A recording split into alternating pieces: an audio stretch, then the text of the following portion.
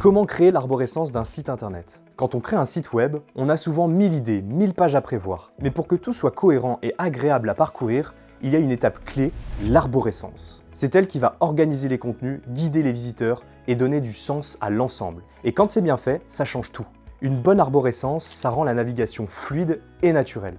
Les gens trouvent ce qu'ils cherchent, le site est plus agréable à explorer et bonus, Google comprend mieux comment tout est organisé. C'est bon pour l'expérience utilisateur et c'est top pour le SEO.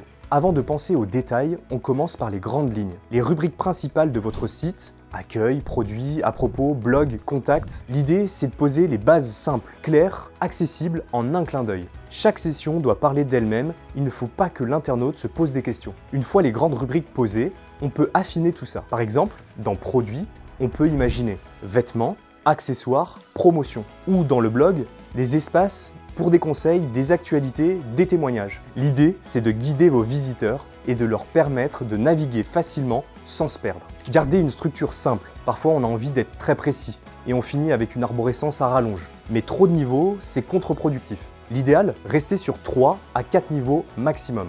Au-delà, ça devient compliqué à suivre et moins agréable à utiliser. Chaque page mérite un titre clair et une URL qui a du sens. Ça paraît tout simple, mais c'est super important pour l'expérience de navigation et aussi pour le référencement. Une URL comme produit/vêtements sera toujours plus efficace que page 2/dossier 42. Une fois l'arborescence imaginée, on peut la représenter sous forme de schéma. C'est hyper pratique pour vérifier si tout est fluide et ça permet de mieux se projeter.